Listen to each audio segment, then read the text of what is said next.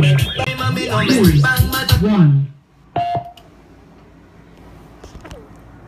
Blog Talk Radio.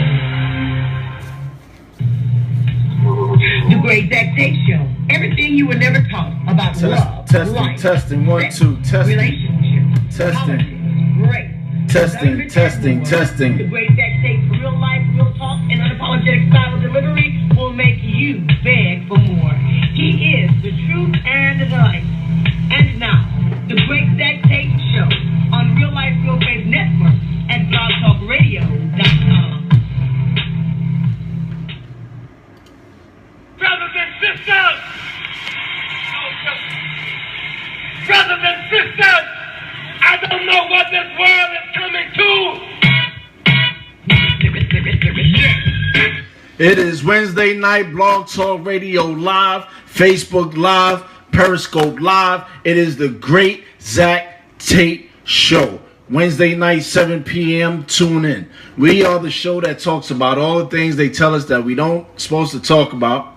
We discuss all the issues that everybody asks us not to discuss, and we bring it to you in an unconventional way. First and foremost, let me thank everybody for an extraordinary show last week. Let me thank every single person that's tuning in tonight. You could have been any place at any time with anyone, but you chose to spend this hour with me, and because of that, I am grateful. We are tuning in tonight to discuss the criminal justice system in America due to the recent court decisions, due to the rioting in the streets, due to the issues at hand, and due to black people not getting their just due forever.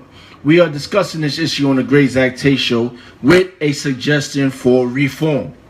How do we change the entire criminal justice system? How do we revamp it? How do we discuss it?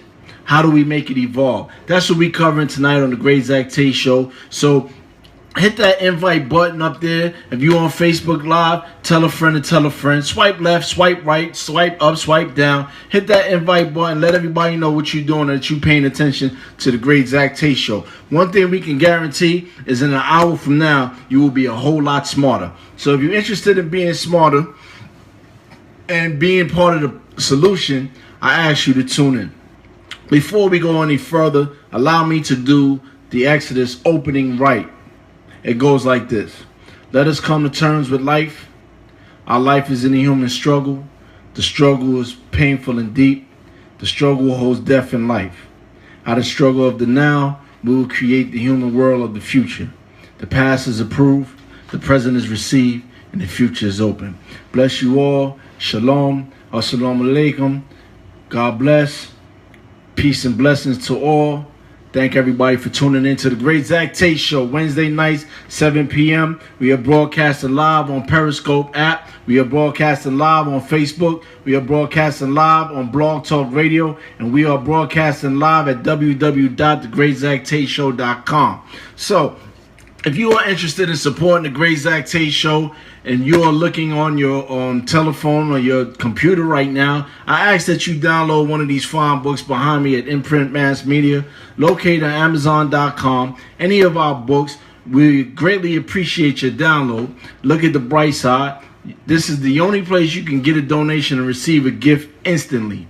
If you are interested in reading something political, you have an argument to explain to people about why racism exists, what the issues are, feel free to pick up this book, The Caucasian Handbook, a guide on race for those who want to make America great again. A lot of people are under the disbelief that the Caucasian Handbooks is strictly for white people. No, it is not. When you read the book, you understand it is a black history lesson. It's a lessons on Latinos and blacks, on being able to stop seeing themselves as different.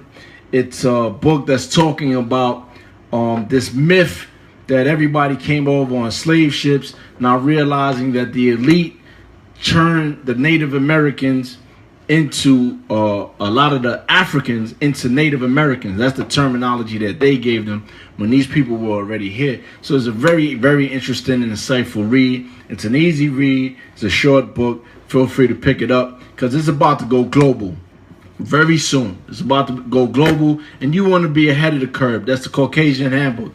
Pick it up and read it. If you're interested in placing an ad on the show, for $40 you get 12 weeks for $40. You get 12 weeks of us plugging your product or service along with your social media tag names. So that's 929-244-9460. That's 929-244-9460. Or anywhere the Great Zach Tate name is on any form of social media platform, you could get in contact with me. I will have the boss of bosses, Elisa, Gabrielle, get in contact with you.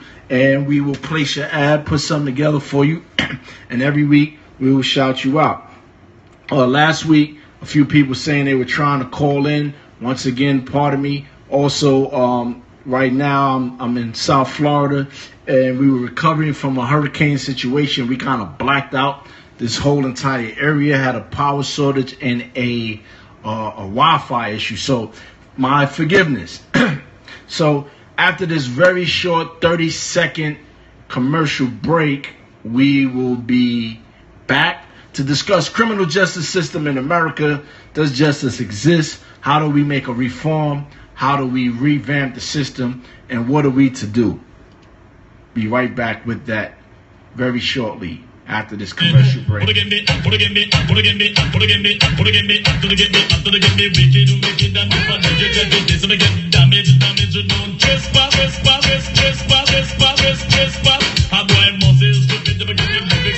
Get them slow and rapid I am. Come as a lamb, don't feel I'm timid. If a DJ type is to get executed. Just now, I am lyrically ill. 90s, I am programmed to kill. Tell the whole of them in dirty money really come hot this year. Where them a go do to hold me? What do you give me? What do you give me wicked this year? Hey, it's the Great Zach Tate Show, Black, Blog Talk Radio Live, Facebook Live, Periscope Live, bringing you information that nobody wants you to know in a way that nobody wants you to hear. It's the Great Zach Tate Show. So tonight we're talking about the criminal justice system in America. What is the criminal justice system? The criminal justice system is a system that if you happen to have been arrested, apprehended, accused of a crime, if there was a complaint made and your name or identity was associated with it, unfortunately you would have a pair of handcuffs placed on you for most people, and you will be brought into some form of police precinct or station house, and you will be issued through a process which is called the criminal justice system. We like to say good evening to our co-host Easy Rider on Periscope, bringing in all these people, inviting his friends and everybody over. He said on Periscope that it is guilty until proven innocent, depending on who you are. So that's one of the things that I want to cover today. And when I say depending on who you are, I am not talking about the color of your skin, because once again, I'll be the first to say over and a million times, there are some poor white people catching hell in America.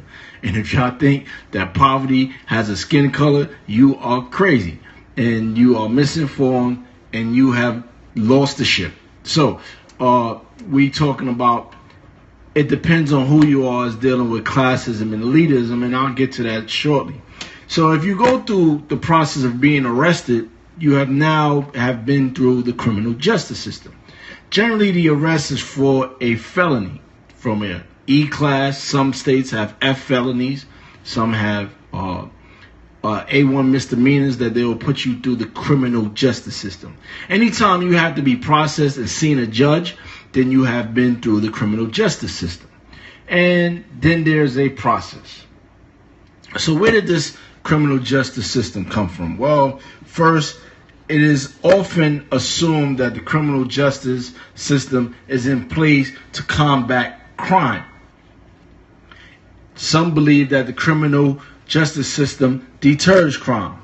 They are wrong.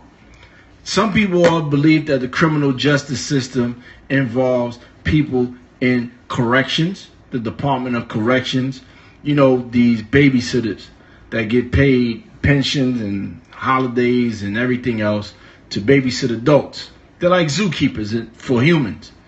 They're not part of the criminal justice system. They are a result of the criminal justice system. Also, prison guards. often say they are law enforcement, which they are not. They do not enforce the laws. The only laws they enforce is corrections law, and that is not enforcement. Once again, it's just babysitting.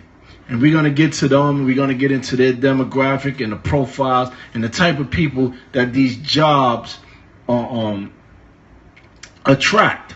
You know, they're not too far from criminals, or they're criminals that clean up and take these jobs as prison guards and correction officers. But we'll get to that later.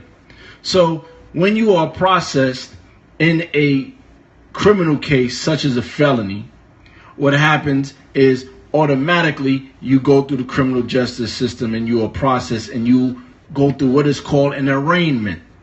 And an arraignment is where you sit in front of the judge, and unfortunately, most people are quiet. They have the right to speak, but they listen to a lawyer who they do not know personally, and a prosecutor who does not know. The prosecutor's job is to get a conviction. He sells, correction, is actually the assistant DA, because the DA is a political position, depending on what state you are from. Generally, the district attorney is someone who runs for office. He galvanizes the people under the auspices that under his guidance, crime will be prevented, crime will be down, and he will be here as a servant for the people to make sure that serious crimes don't happen, which is all a lie, because he has nothing to do with the police. That's the police commissioner's job, or the mayor's job, to have a conversation or policies made for the police commissioners in the city. So with criminal justice, when you have a prosecutor on the right side and a lawyer on the other side, if you are poor, you have a lawyer who is overworked and underpaid. Easy Rod said they treat people like numbers. It's all about the conviction. It's all about the conviction. Why? Because prosecutors have quotas. Prosecutors get bonuses. If you do X amount, it looks better. Also, many prosecutors are young people who just came out of interning, and if they have a high conviction rate, it tends to show that they are equipped with handling criminal procedure. And in handling criminal procedure and their way with the law makes them better hires for prestigious law firms. So they try to get their numbers up to get a better political position, financial position, or social position. So after you have been arraigned, at some point, a judge will make a determination if you are a continuous risk to society, post a bail. In some states, before you even see the judge, you can bail out in the precinct, in the station house, at the county jail. So now, from there, when you are part of the stats and the statistic, and you are going through the criminal justice system, the next stage is to determine if this case has enough weight for you to be prosecuted. If you're from a big city like New York City, it's going to get prosecuted. I'm going to tell you why it's going to get prosecuted. Because there's money for everybody. One felony arrest. Not talking about a conviction yet. Talking about arrest. One arrest employs more than 100 agencies. In each agency, you are talking about hundreds of people. Let me give you an example. You get fingerprinted. Most people don't know that your fingerprints have to go on a national search through computers. You have different people who are employed to make sure that you are getting a criminal background check. Do you have existing warrants? Do you have outstanding warrants? Have you have a criminal record before? Have you ever come in contact with the law in any other state? Is anybody looking for you for questioning?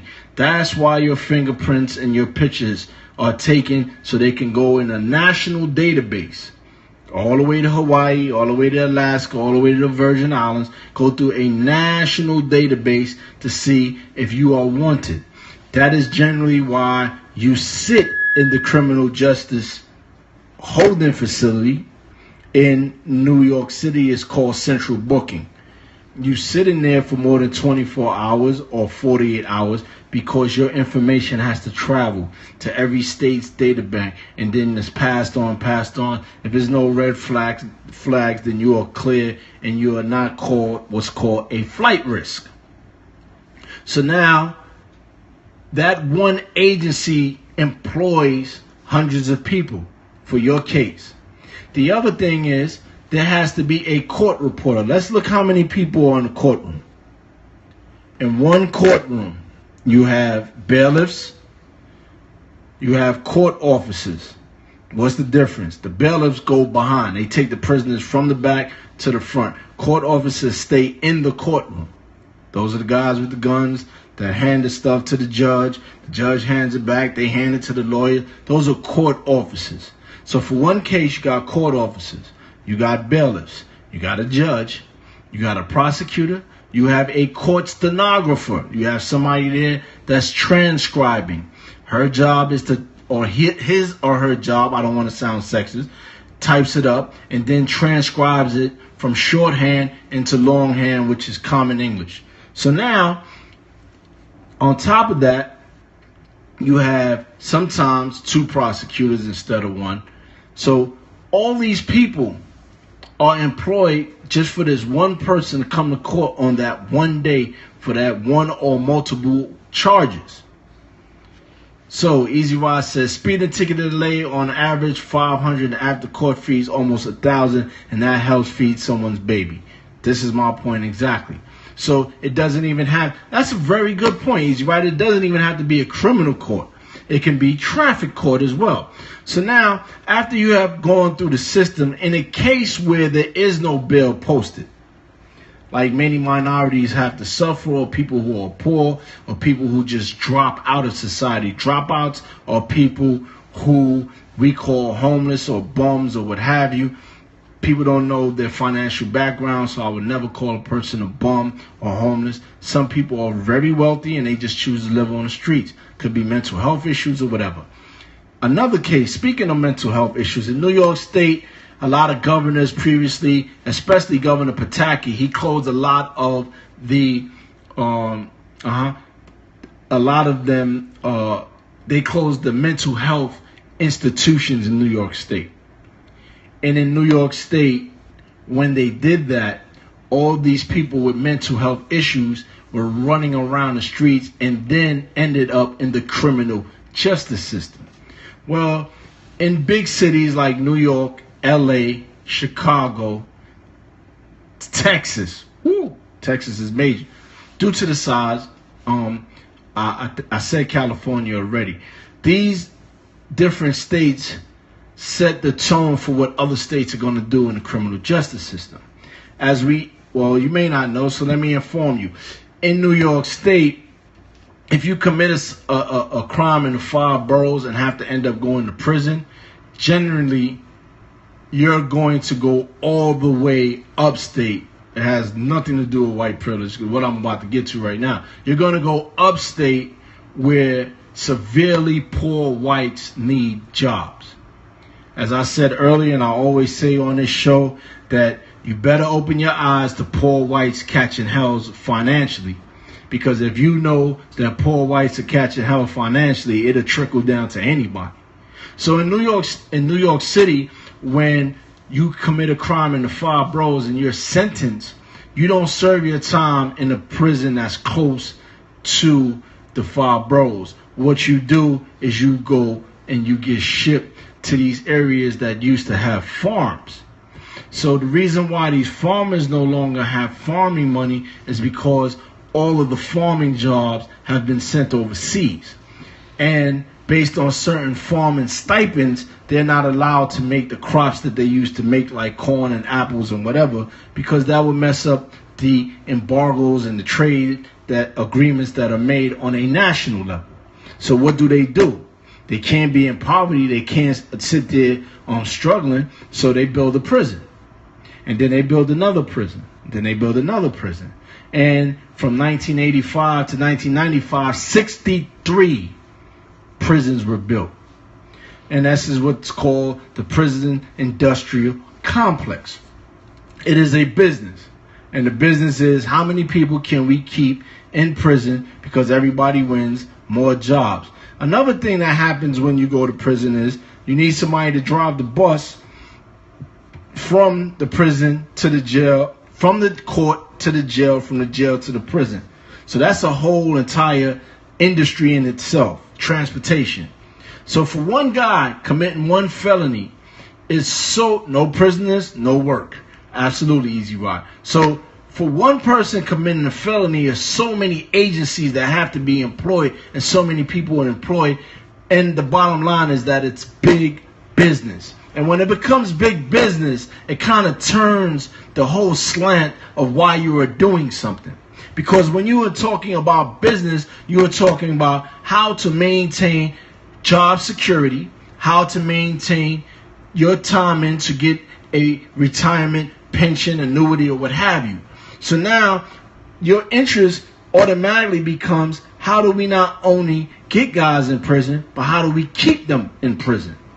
So now in the criminal justice system, it becomes a cultural deficit amongst those employees where the sake of humanity is removed. If an individual who is, let's look at college age kids at the college level. If we went through all the kids that committed a crime during their years in college and incarcerated and convicted them, what would our country look like? Never mind the fact that we have 10 million people always in or out of and being supervised of the so-called criminal justice system. 10 million. 2.9 incarcerated, 7 and change on parole or probation, and the rest is evolving and going through the revolving doors of the criminal justice system. So now, some people believe that this system, Easy Ride on Periscope said they don't want inmates to be rehabilitated. They want them to fail from the get-go. Yes, it's job security. This was my point. Easy Rider always jumping the gun on me. My point, as Easy Rider was saying, is that what happens is the interest is job security. The interest is overtime. The interest is, how do we make more money? The interest is, these are no longer human beings. So, in the beginning, when the Quakers started creating the first prisons, it was for the sake of trying to make some type of humanity in human conditions. What you have to understand is that Australia and North America were created by the dregs of the British society. What did the Brits do hundreds of years ago? They would put all the prisoners on a boat and ship them.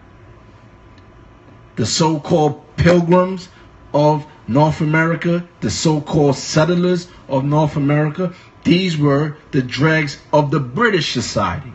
These are the people that they put on ships and sent over here and told them, don't come back. Go over there, don't come back. You're not wanted here. And they came over here, raped, pillaged, robbed, steal, and massacred Africans and Native Americans so that they can be the ruling and an elite class. That's just history. That's no slant. That's no racism. That's just history. That's no black man's anger. It's just history. Yeah, Australia was founded by inmates. They shipped them, sent them over there. Y'all make the best of it. Make it work. And they went from cannibalism to animalistic nature to so-called civilized society. Stomped out the Aborigines the same way they stomped out the so-called Native Americans here. So now, when the elite and the ruling class are in charge, what they do is they use the media to make it seem or present that you will be at harm if our current criminal justice system is not in place. They pump fear and fear and fear and fear on TV without telling you the truth of the matter is, after 1991, with the increase of technology, crime rate has been declining annually for the past decade. As a matter of fact, maybe 2 decades, has been declining. Every year, the crime rate goes down. So now, what the media has to pump to society is that without this system, you will be harmed. What the DA has to pump on their platform is, without this system, you have to be harmed. Why? Because it is a business. So when you start taking out the human factor, everything has run amok. Let me show you and break down to you exactly what I'm talking about. In warfare, every enemy has to be renamed. Every enemy has to be seen as something other than human. On Facebook Live, the Spencer said the majority of people that are on public assistance are white. The towns are making money and profiting from the prisons and people who visit the prisons. That is a fact. So now, that is an industry itself, visiting the prisoners. So now, when the system is in place where the elite and the ruling class have run this criminal justice system, and they have made it in such a way that you will be harmed unless this is in place. And in every war, I was stating that people have to be dehumanized. They have to be called kikes or gooks or japs or something other than human. Man, father, husband. They can't be seen as those things. They have to be reduced to less than. So you can't be seen as father, husband, or what have you when you commit a crime.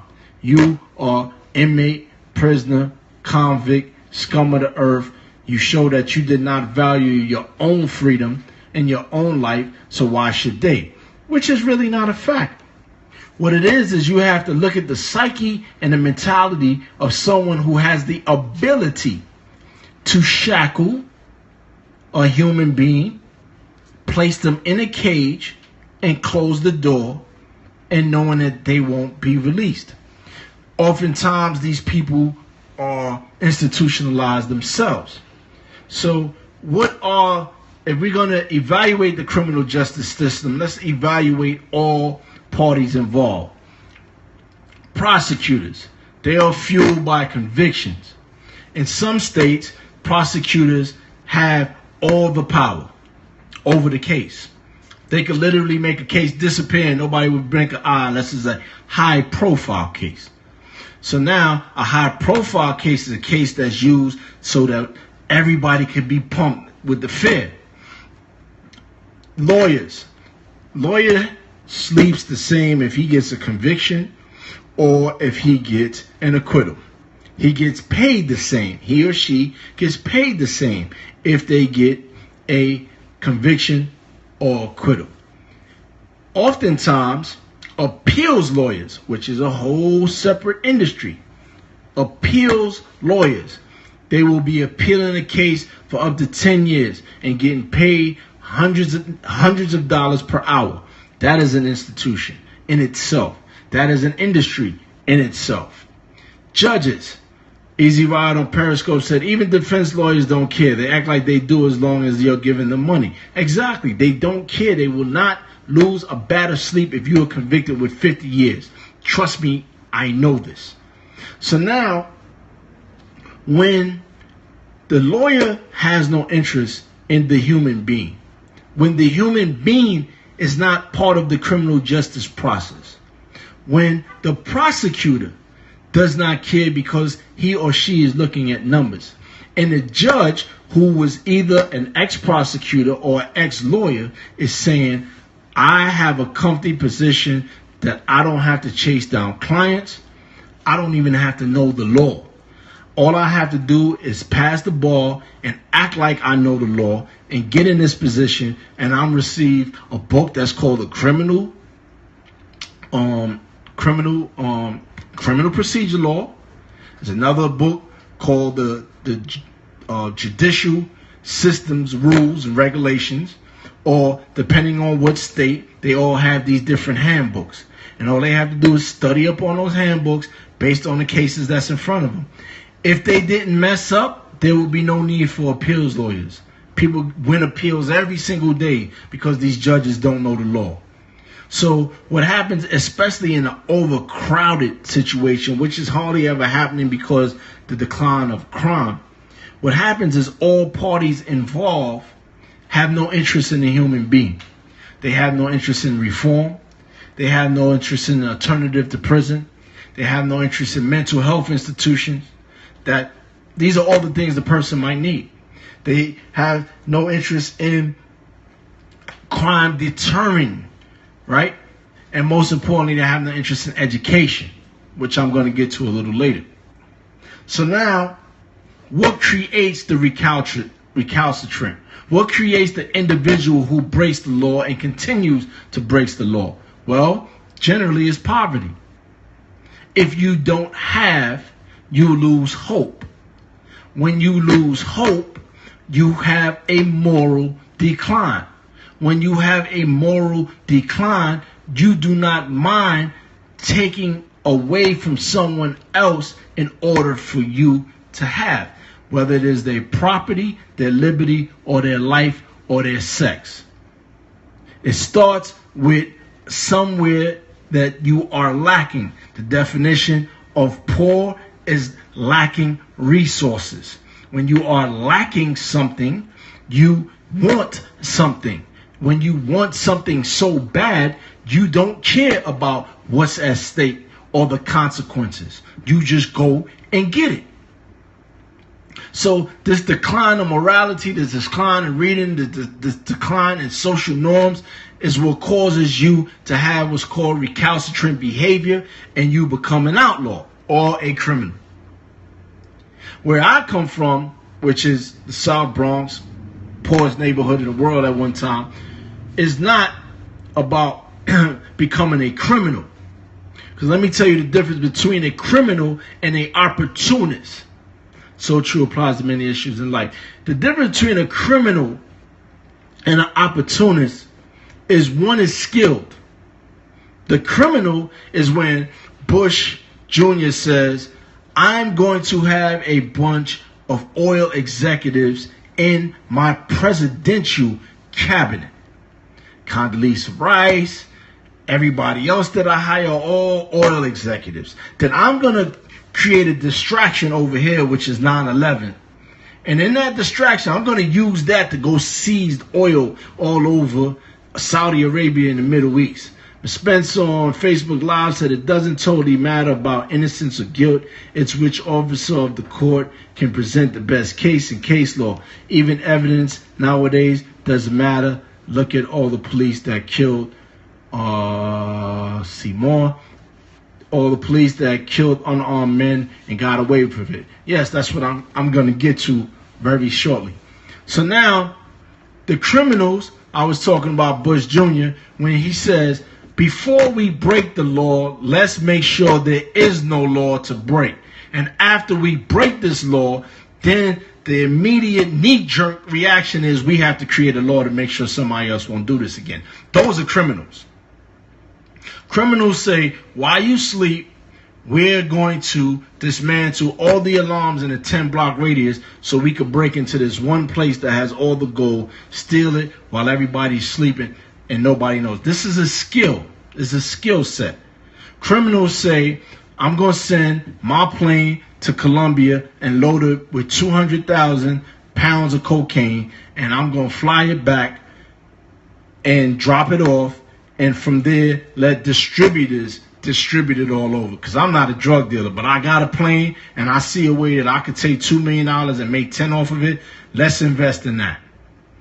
Because we know poor people don't own no planes, right? We know that inner city youth, black on black crime, they don't own any planes. We know that. That argument is so old and so tired that it should be common sense. They don't own planes. So, or we just get the government to do it.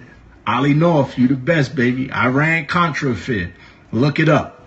So, the opportunist is the individual who is saying, because these people feel so low, they need to get high. And because the elite need a ghetto not too far away from where they live because the help has to live somewhere that's close enough for them to clean the house, maintain the house, and watch the kids, right? Go to any prestigious, rich neighborhood, county area, ghetto is not too far away because that's where the helpers lived historically. So now we let the crime stay in the ghetto, right? We let the drugs stay in the ghetto. When we want to let our head down and go get high and party, do that, we drive into the ghetto and do it. And when the police see us, they wave. They don't say, "What are you doing here?" They wave. So now the opportunist says, all these people are low, they need to get high, they buying drugs. You mean to tell me I can make $1,000 in a day? Let me do that. That's the opportunist. That's the guy that's going to college saying, listen, tuition is busting my ass. I need to open a weed house. Yeah, that's a crime. That's criminal. Yep. When Joey and Andy get drunk and drive their father's car into a barn and crash it down, they are committing a felony, several felonies. But because Andy and Joey's parents is cousins, brothers, uncles, friends, or voters for the sheriff, they call the family and say, we're not prosecuting that. Yes, that is white privilege. To the individual that I was watching earlier, white privilege is when two people could be charged for the same exact crime. One person can make a phone call where the sheriff automatically says, we don't want to ruin this guy's life. You know, let's find something else that's not send him through the system because I went to school with his dad. That's white privilege. I went to school with his dad and no, just let me handle this case. That's white privilege.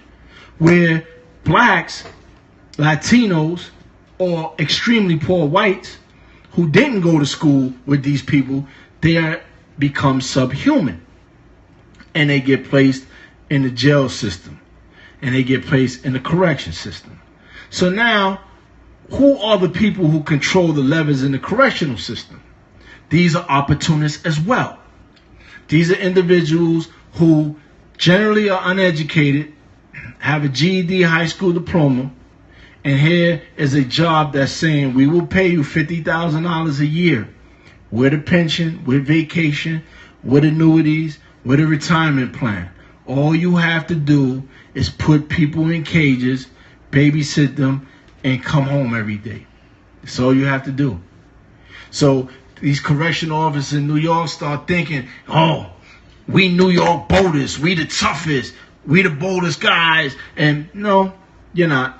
You're generally ex-drug dealers. If you go to any New York County prison and you see the officers they hired, ex-drug dealers that didn't get caught, individuals, opportunists who delved in crime and didn't get a felony conviction, females that were on welfare, men who were on welfare, others who are uneducated, unambitious, and undriven. These are the people that are hired. So you get these people that are hired, or you go upstate in the prison system to these prison guards. These people, grandfather, great-grandfather, and great-great-grandfather worked in the prison. They've been told their entire life, do not have any ambition, don't have any dreams, don't have any goals. When you go up in that prison, this is what you need to know. This is what they tell their children. So this is all part of the criminal justice system. So once the media represents crime as a fear factor, as a motive to influence people, to move and drive people, once people feel that there's going to be some type of public safety involved with arrest, this gives people the okay to do whatever they want to do.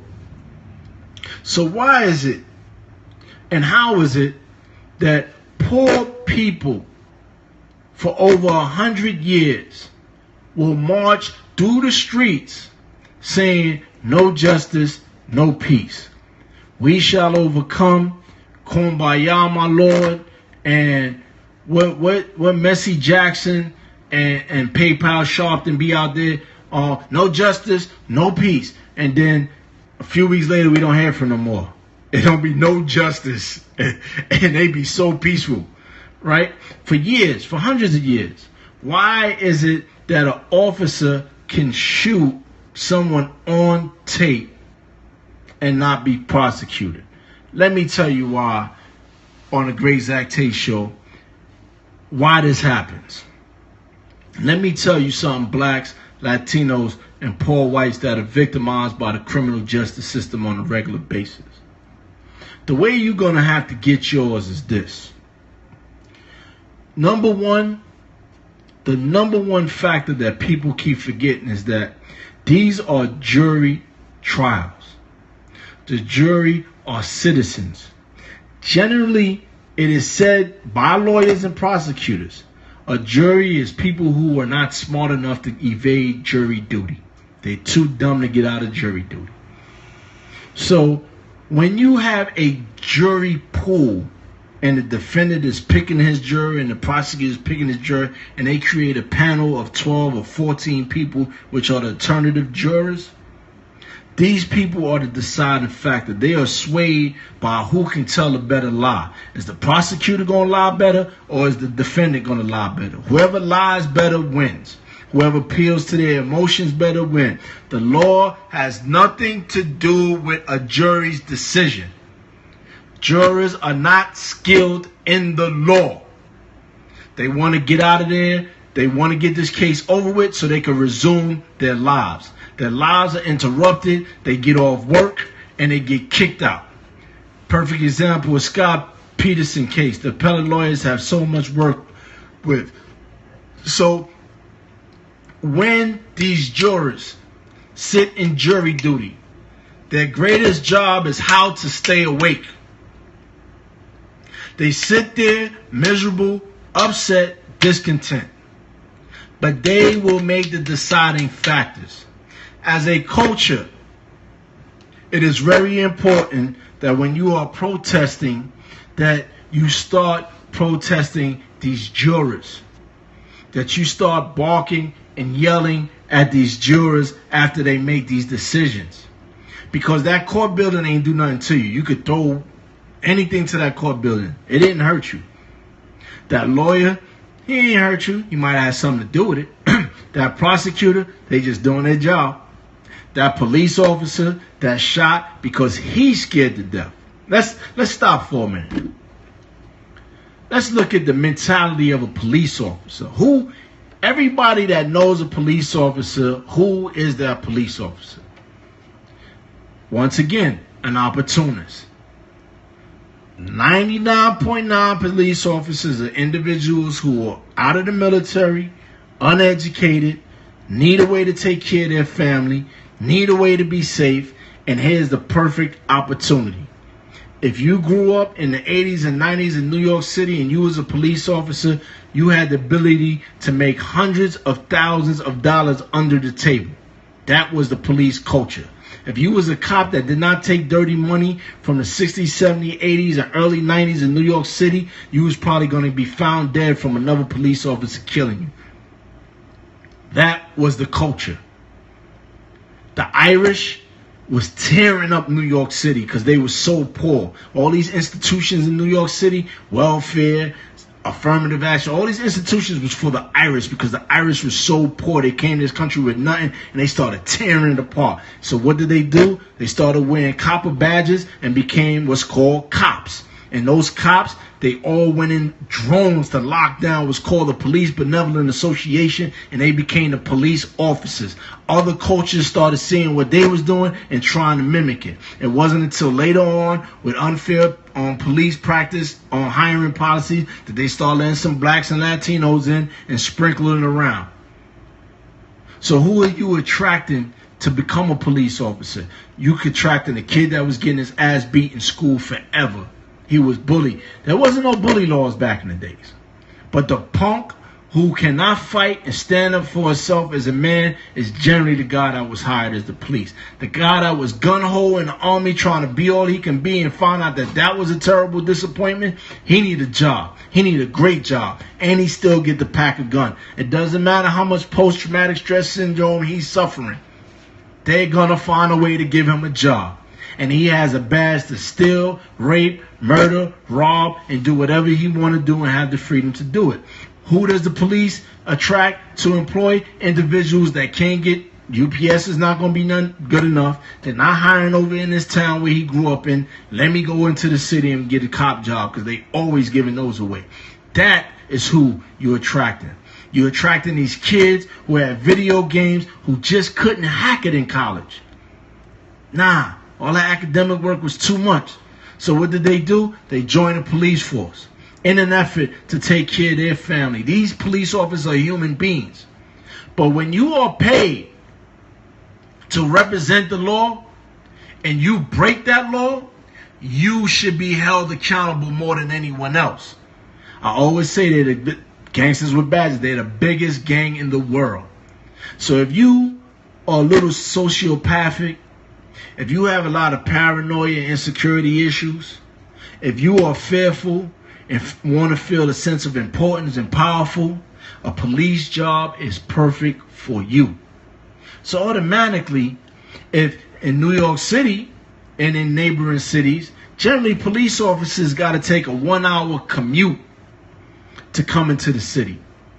So there's already a culture where you guys are coming from out of the city to come solve the city's problems that you never grew up in the first place.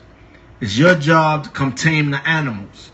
And because you're afraid, because you grew up on video games where you were shooting things a mile a minute, because you used to be a criminal that never got caught, or all of them bad, never met one that gave you a break, never in my life met a cop that gave me a break, but I'm not a victim.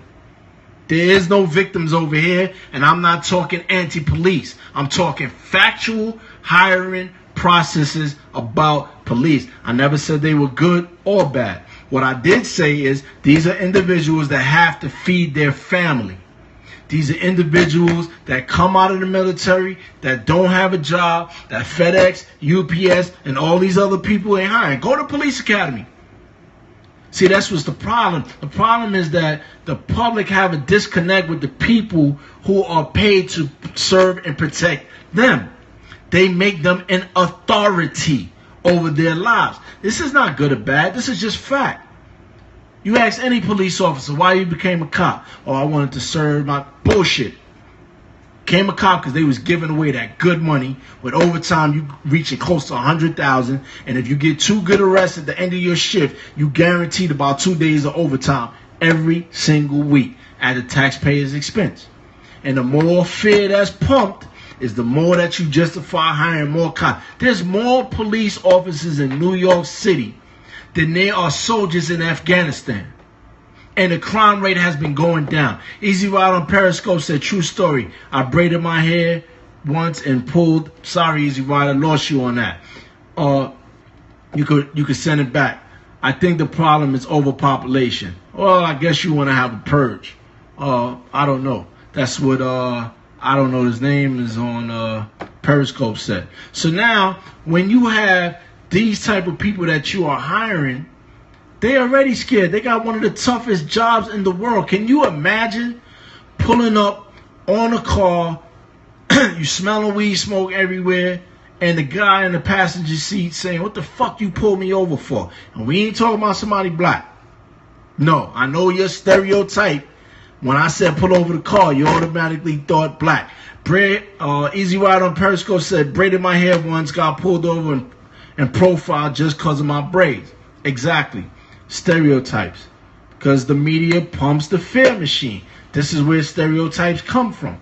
So now, when an officer is under duress, as soon as he puts his badge on and he goes out into the field and he's running across people that's telling him that he is a low-life scum. Everywhere he goes, he hardly ever hears somebody say, thank you for protecting me. Sherelle said, I told my sons not to wear caps and hoodies when they drive. And that's a damn shame that your wardrobe can get you killed, but it's a fact that we have to live with in America. I'm going to tell my son, same happened to me for a mohawk. Came on and it's not a race thing. I just told you earlier it's not a race thing. It has nothing to do with race. It's about profiling. Because that white officer wants to wear the mohawk. That white officer with all them tattoos all over, he is you. He is the opportunist. He is the individual who maybe delved in crime, smoked weed, sniffed coke, drank, hang out, party, and all that, but he needed to take care of his family. You have to understand that when the elite are in charge, they hire the law to protect their business and interests. That's it. Walks and talks like a duck, probably a duck. Not all the time. Could be a good parrot imitating a duck. So, what's going on is that when we start addressing jurors, when we start understanding and using influencers, when each of you start going out and you hear somebody say, I got jury duty, and you get involved with that process, start thinking for this juror, your brother, your cousin, your aunt. Are you going to find them not guilty? That's the first question I ask. Are you going to give them money in civil cases? That's the first question I have. Why? I'm planting a seed. Oh, I can't tell you the case. Well, if it's a high-profile case, I hope you're going to be fair and hold out and not be a follower. Because the jurors is what allow injustice to go on. Stop running around in the street screaming, no justice, no peace. Justice in America is what you can afford. That is a fact. Why? Because the elite, the white Anglo-Saxon Protestant rich people, they are the ones that hire police commissioners. They are the ones that put mayors in charge. They are the ones that put the politicians in charge. That poor white man ain't gonna have it. It ain't gonna work. He just gonna get shuffled along. There's a whole shitload of poor white guys in prison for minor cases, injustices, and innocent. Yes, there's a bunch of innocent people in prison. So now, what we have to demand is that prosecutors' motives get removed. How do we do that? The way we get prosecutors' motives to be removed is I've been there too, 20 years. What we have to do with prosecutors' motives is we have to stop making the conviction rate the prosecutor's motive. We have to stop making money prosecutors' motives. How do we do that? We put money into education. If you look at the model that New Zealand has incorporated, where they take the monies for social institutions and they remove it from the criminal justice system and put it in the educational system, and you combat crime with education, education, education, education, education. What happens is crime goes down, down, down, down. It doesn't have to be that it's not enough jobs. People create jobs. People are innovative. Right now, you're watching on Periscope. Somebody created that. People have to be employed by this creation. You're watching me on Facebook Live. Mark Zuckerberg stole it. Yeah, we know that. But he uses his innovation, and it costs thousands of people, give thousands of people jobs. Easy Rod said, problem is the elite doesn't want the less fortunate to have those tools. No, because the more we distracted with the bullshit, is the more they had this buffoons like Trump getting in office. It's a fact that Trump is unqualified to be president. Whether you like him, love him, or hate him, you know he unqualified. He's just not Obama.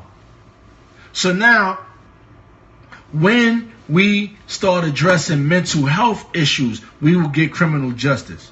When we start looking at substance abuse, we will get criminal justice. When we start looking at county budgets, we'll start getting criminal justice. This is how you get criminal justice in America. If you're all confused, play the tape back. I want to thank everybody. What did Obama do for us? I don't know. He ain't do shit for me. I wasn't looking for him to do nothing for me. All I want is the opportunity for me to do for myself. What Obama did do was he looked better doing nothing. That's what he did. Looked better at doing nothing. Because his hands was tied. The government in every aspect blocked everything he was trying to do. I'm not one to support Democrats, but you're going to hear it first. Obama was catching hell, always trying. The right wing and the left wing belong to the same bird. Never forget that. It's all about the people with the money controlling the people without the money. So, next week's show, It's the love movement. What is the love movement? If anything happens in current events during this week that is shocking and appalling in America, I will change the theme of my show. If not, next week's show is the love movement. It is just so much hate going on in so many aspects around this world, in this country. That's right, Easy Ride. Love, right up your alley. So next week, we're going to talk about how do we create a movement for love. Politicians don't care about you or me. They will when they stop getting funded. They'll care real quick. So how do we create a new love movement? So we can stop talking about race. We can stop talking about inequalities. We can stop talking about our differences. How do we get Americans to walk up to Americans and kiss them and hug them and say good morning and good afternoon and good evening? And do you need help with that bag? How do we do that? We do that by creating a movement. And I'm going to give you a step-by-step guide next week on how to create that movement. Kill your TV. Yes, I'm an advocate of killing TV. Unfortunately, my brother or sister on Periscope, cell phones is the new TV. So, the love movement will be next week. Great Zach Tate Show. I want to thank everybody that tuned in. Spread the word. Let them know to play the playback. You know, the only thing I ever been prejudiced of is ignorance. Amen, Easy Rider. God bless you all. See y'all next week. Great Zach Tate Show.